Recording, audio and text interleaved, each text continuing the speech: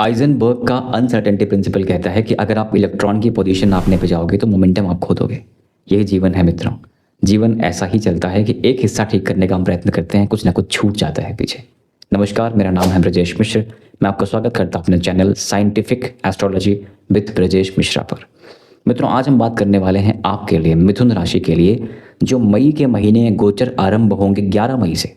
11 मई को मंगल का गोचर है, फिर शुक्र का है 14 को, फिर 15 को सूर्य और बुध का गोचर है। यही गोचर है। चंद्रमा की बात हम नहीं कर रहे हैं, कारण चंद्रमा हर 2 दिन के बाद राशि बदल लेता है।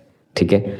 अन्य ग्रह यानी कि शनि, राहु, केतु, बृहस्पति इस महीने मई के महीने में कोई भी राशि परिवर्तन नहीं कर रहे हैं। जून में परिवर्तन आपको दिखेगा। जुपिटर का उच्च की राशि कर्क राशि में जाएंगे, लेकिन अभी के लिए जब हम बात कर रहे हैं तो इनका स्थान परिवर्तन नहीं हो रहा है। आइए समझते हैं ये गोचर क्या करेंगे आपके लिए, कहाँ पे क्या कर रहे हैं। पहला गोचर 11 मई को मंगल का है। मंगल देव एक लंबे समय के बाद अपनी राशि मेष राशि में आएंगे। मेष राशि कहाँ पड़ती है आपके लिए? आपके लाभ वाले स्थान में, 11वें स्थान में। लाभ वाले भाव का स्वामी लाभ वाले भाव में एक लंबे समय के बाद आ रहा है। देखा जाए तो ये इच्छाओं की पूर्ति, कामनाओं की पूर्ति, लाभ के लिए अच्छा समय है, इनकम के लिए अच्छा समय। शनि मंगल की युति कर्म भाव में थी, अब कर्म भाव से निकलकर ये लाभ वाले भाव में जा रहा है। मंगल सिर्फ आपका लाभेश ही नहीं, मंगल आपका 6th हाउस का लॉर्ड भी है। राइट। 6th हाउस क्या है? रोग, रिपो, ऋण, स्ट्रगल।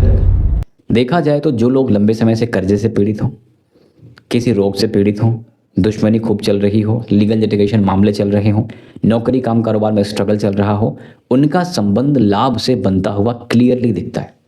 बात यह है कि जितने मिथुन राशि के जातक हैं, क्या सबको ऐसे लाभ मिलेंगे? हर किसी का रोग खत्म हो जाएगा, हर किसी का स्वास्थ्य ठीक हो जाएगा, कोई कर्जा नहीं बचेगा? उत्तर है कि नहीं। जीवन ना सिर्फ वर्तमान कर्मों से नहीं चलता। चतुर्युग सहस्त्राणि दिन में का पितामह। 4 युग हजार हजार बदलते हैं, हजार हजार बार बदलते हैं, तब ब्रह्मा जी का एक दिन होता है, उसे कल्प कहते हैं। महाकल्प की बात करेंगे, 4 बिलियन सालों का ये हमारा जीवन का जो प्राकट्य है वो 4 बिलियन सालों के आसपास का है। ये वैदिक भी है, साइंटिफिक भी है। 4 बिलियन सालों में अनंत बार आप आ चुके हैं, जा चुके हैं। हर बार के कर्मों का लेखा जोखा इन ग्रहों के पास रहता है। ग्रह हमसे पुरातन है। ठीक है। तो जो लेखा जोखा कर्मों का है, जो प्रारब्ध है, वो तो भोगना ही पड़ेगा। कोई फर्क नहीं पड़ता कि कैसे आप क्या पूजा या क्या अर्चना कर रहे हो, कर्मफल तो भोगना ही पड़ता है। और उन्हीं कर्मफल के आधार पर आपको ये नक्षत्र ग्रह मिलते हैं। तो यहाँ पर लाभ मिलने का योग है, इसका मतलब लाभ तो है। अभी ये लाभ संपूर्ण है या कुछ है, इसमें आपकी दशा का भी एक बेसिक इम्पैक्ट देखेगा। अगर दशा भी सपोर्ट कर रही है इसी इवेंट को कि आपका रोग रिपूर्ण से कनेक्शन लाभ से बन रहा है, तो आप कर्ज मुक्ति, स्वास्थ्य लाभ इत्यादि के योग प्रबल रूप से समझिएगा। लेकिन अगर दशा का सपोर्ट नहीं है, पूर्व जन्मों के कर्मों के फल के आधार पर दशा अभी सपोर्ट नहीं कर रही है, तो इसका मतलब लाभ के संभावनाएं हैं, लेकिन ये कंप्लीट लाभ नहीं है। ठीक है, ये आंशिक लाभ समझिएगा। ठीक है। तो ये आपके 6th हाउस का लाभ वाले भाव से योग बनते हुए दिख रहा है। इसके बाद गोचर किसका है? शुक्र का। शुक्र का गोचर, शुक्र आपके द्वादशेश भी हैं, 12वें घर का स्वामी भी है और 5वें घर का स्वामी भी है। शिक्षा, मानसिक मेहनत, पुरातत्व, प्रेम, संतान इत्यादि को लेकर के जो स्वामी आपके शुक्र होते हैं, पुरातत्व के साथ साथ आपके ग्रैंडफादर, पूर्व जीवन से संबंधित कर्मों के जो स्वामी हैं वो शुक्र हैं। इनका गोचर आपके द्वादश भाव से होकर अब आपके 1st हाउस आ रहा है। शुक्र समृद्धि का कारक है, सुख का कारक है, भोग का कारक है। मिथुन राशि आपके लिए शुक्र का गोचर अपने मित्र की राशि शुभ ही समझिएगा। बात बस ये है कि शुक्र वहाँ अकेला नहीं है, शुक्र वहाँ गुरु के साथ है। ठीक है। यानी 2 महागुरु, दोनों का अलग माइंडसेट, तामस, वैराग्य। एक को सब कुछ चाहिए और एक सिर्फ विशुद्ध ज्ञान है, उसको पता है कि इसका क्या मतलब है, लेट गो करने में सक्षम है। तो जुपिटर और वीनस का यहाँ पर एक युति बन रही है, यानी दोनों गुरुओं की युति बन रही है। इन दोनों का इम्पैक्ट आपके आचार विचार, व्यवहार, काम कारोबार हर जगह पड़ेगा। आपके अंदर एक समभाव आएगा, सपोर्ट करने की स्थिति आएगी, लीड करने की स्थिति आएगी, और सिखाना, समझाना, पढ़ाना ये आपके बेसिक इंस्टिंक्ट बन जाएगा। ये तो पॉजिटिव हो गया। नेगेटिव ये है, यही राहु आपके 9th हाउस से बैठ के आपके 1st हाउस को देखता है, गुरु को देखता है, शुक्र को देखता है। ठीक है, अपने 5th एस्पेक्ट से। तो गुरु शुक्र के ऊपर राहु की दृष्टि होने से एक तो ये राहु एनलार्जमेंट का कारक है। 9th हाउस कुंभ राशि बैठा राहु कंफर्टेबल है, कोई दिक्कत उसको है नहीं। 1st हाउस देखता आपको उद्विग्न करता है, आपकी मानसिक चेतना पे इम्पैक्ट क्रिएट करता है, आपके थॉट प्रोसेस को इल्यूजन में डालता है। जैसा आप सोच रहे हैं, जैसा आप समझ रहे हैं, जैसा आप करना चाहते हैं, वो बहुत सारे धुआं धूल, कहने का मतलब रास्ता साफ नहीं दिखता। इसको धूम्र कहते हैं ना। धूम्र ग्रह का मतलब आपको धुआं धुआं दिख रहा है, वो साफ नहीं दिख रहा है। तो क्लैरिटी के इश्यूज़ करना, फर्स्ट हाउस पे राहु है, बड़े बड़े ड्रीम्स, बड़े बड़े गोल्स, जिनका कोई सर पैर भी नहीं है, ऐसे ख्वाब रखना, ये राहु। विदेश की यात्राएं, लंबी यात्राएं कराने वाला ये राहु शुक्र को देखेगा तो भोग भावना जरूर बढ़ाएगा। अब ये भोग भावना कई तरह की होती है। फर्स्ट हाउस में तो पर्सनैलिटी को लेके, अच्छा दिखना, अच्छा बनना, अच्छा पहनना, अच्छा करना, इसके योग बनाता है। एक इसको भी एक्सटॉर्ट करता है, बढ़ाता है।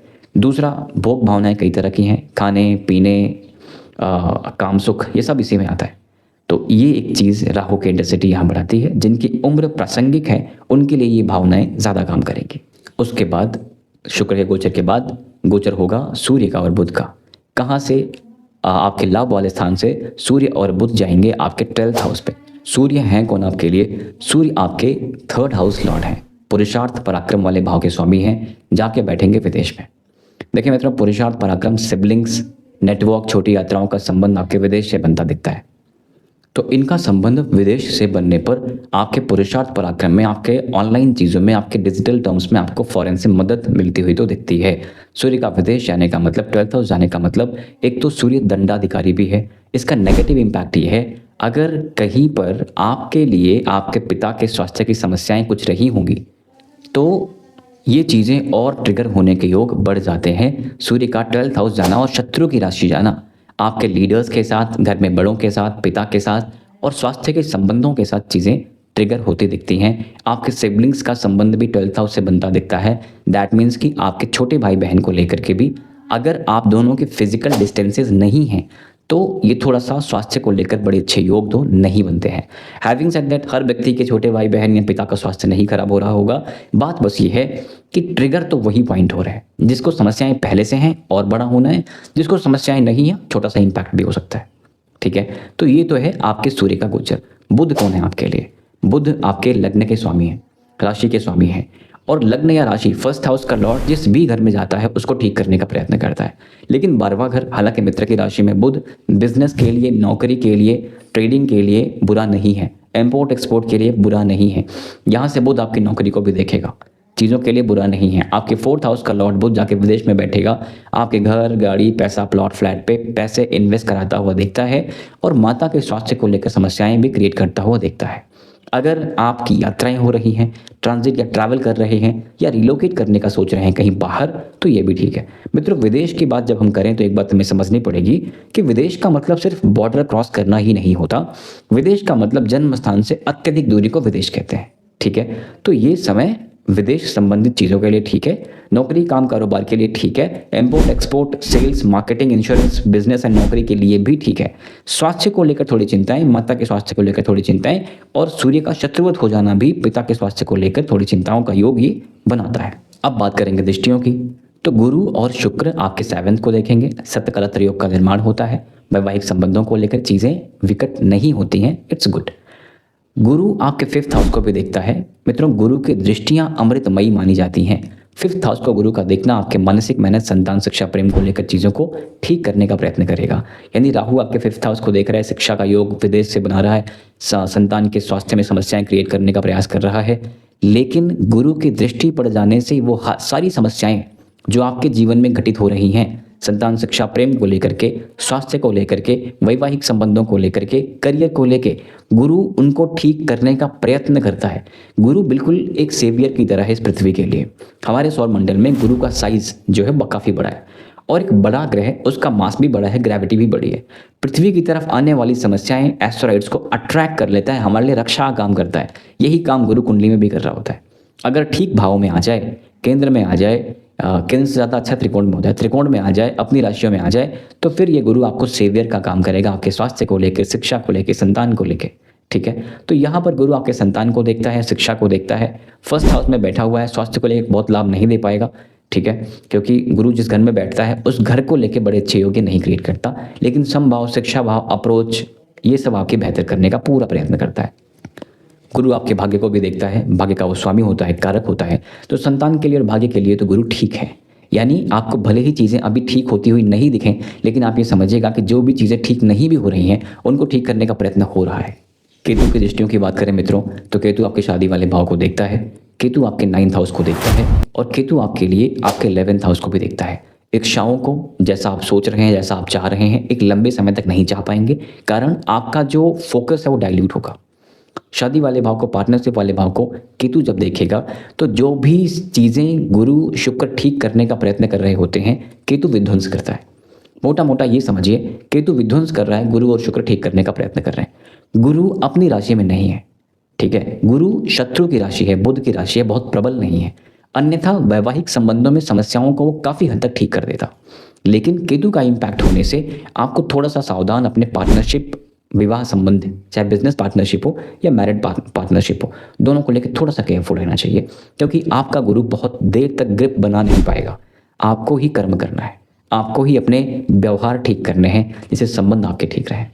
केतु का इम्पैक्ट ट्रैवल पे, यात्राएं परिवर्तित करना, बार बार प्लान चेंज करना, और इनकम पे अनस्टेबिलिटी के इश्यूज क्रिएट करना, और पुरुषार्थ पराक्रम पे भी अनस्टेबिलिटी के इश्यूज क्रिएट करना, और छोटे भाई बहन को लेकर के दूरियां मेंटेन करने के योग यहाँ पर ये बनाता है। शनि का संबंध आपके स्वास्थ्य से बन रहा है, 12th हाउस से बन रहा है, स्वास्थ्य संबंधित चीज़ों को लेकर थोड़ा सा केयरफुल रहिएगा।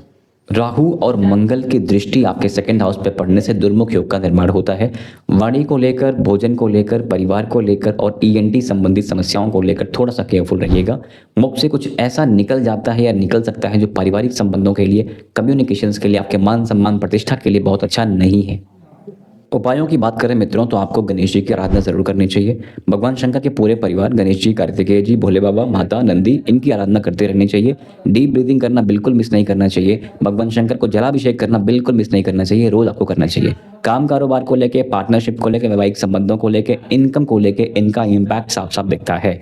सूर्य संबंधित समस्याएं बढ़ेंगी अगर स्वास्थ्य को लेके, पिता को लेके, पार्टनरशिप को लेके या लीगल लिटिगेशन टर्म्स को लेके, तो आपको आदित्य हृदय स्तोत्रम का पाठ और सूर्य देव को जल पूरे महीने जरूर देना चाहिए।